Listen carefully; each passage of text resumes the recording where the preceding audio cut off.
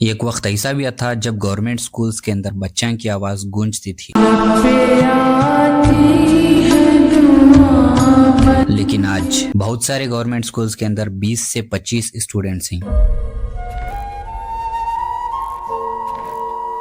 और जरिए स्कूल्स के अंदर जीरो एडमिशन भी हो चुके हैं। अब सवाल ये है, क्या गवर्नमेंट स्कूल्स का फ्यूचर खतरे में है? आज के इस वीडियो में डाटा और प्रूफ के साथ देखेंगे कर्नाटका में कितने गवर्नमेंट स्कूल्स थे और अब कितने बाकी हैं और कितने स्कूल्स बंद हो गई, इसके प्रॉब्लम्स और इसके सोल्यूशंस क्या हैं। आज इस वीडियो के अंदर हमें स्पेसिफिक उर्दू स्कूल्स के बारे में बात करेंगे।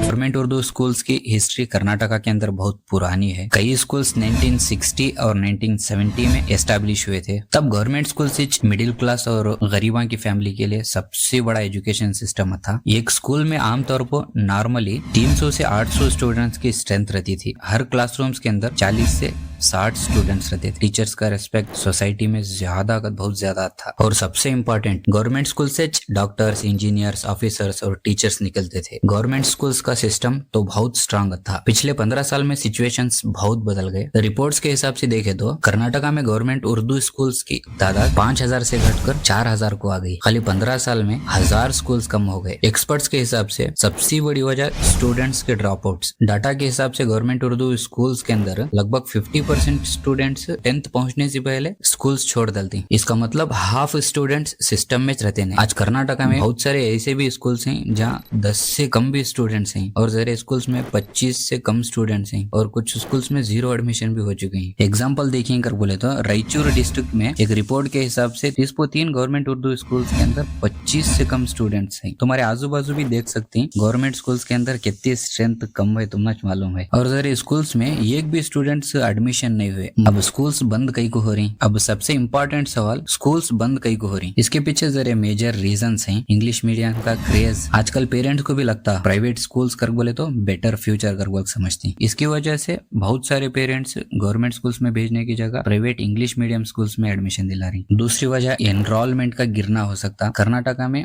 गवर्नमेंट स्कूल्स में 2015 से 25 के बीच में स्टूडेंट्स एनरोलमेंट में लगभग 19% की गिरावट। तीसरा पॉइंट, बल्लक जना को अवेयरनेस की कमी है। बल्लक जना को मालूम भी नहीं कि गवर्नमेंट स्कूल्स के अंदर क्या क्या फैसिलिटीज मिलती हैं। चौथा और मेन प्रॉब्लम क्या कर बोले, इमेज का प्रॉब्लम है। सोसाइटी में एक परसेप्शन बैठ गया कि गवर्नमेंट स्कूल्स वीक एजुकेशन देती हैं बोल को, लेकिन रियलिटी हमेशा ऐसी नहीं रहती। अब गवर्नमेंट स्कूल्स के अंदर क्या क्या फैसिलिटी देती, बहुत सारे जन मालूम ही नहीं कि गवर्नमेंट स्कूल्स के अंदर क्या क्या मिलता कर बोल। अब गवर्नमेंट क्या क्या प्रोवाइड करती कर बोले तो free education, free textbooks, free uniform, mid day meals, scholarship, trained teachers रहती। Message to teachers and parents, education खाली बिल्डिंग्स और बुक्स का नाम न है, एजुकेशन एक मिशन है। टीचर्स और थोड़ा एक्स्ट्रा एफर्ट्स करे और पेरेंट्स गवर्नमेंट स्कूल्स के ऊपर भरोसा करे तो गवर्नमेंट स्कूल फिर से स्ट्रांग बन सकता है। कर बोले तो एक अच्छा टीचर पूरी जनरेशन को बदल सकता है। गवर्नमेंट स्कूल्स खाली गवर्नमेंट स्कूल्स न में, ये गरीबों और मिडिल क्लास बच्चों का फ्यूचर है। अगर हमें सभी मिल को सपोर्ट करे तो वो दिन फिर से देख सकती हैं जब क्लासरूम्स स्टूडेंट से भर जाती और गवर्नमेंट स्कूल का स्टूडेंट बनना फिर से एक फखर महसूस होता। आज गवर्नमेंट स्कूल्स के टीचर्स उनके बच्चों को गवर्नमेंट स्कूल्स में एडमिशन नहीं दिलाते, प्राइवेट स्कूल्स के अंदर एडमिशन दिलाती। तो सोचो उनकी टीचिंग के ऊपर उनको भरोसा नहीं रहता। 1-1 लाख 1.5 लाख रुपए सैलरीज लेती, तो उनकी टीचिंग के ऊपर उनको भरोसा नहीं कर बोले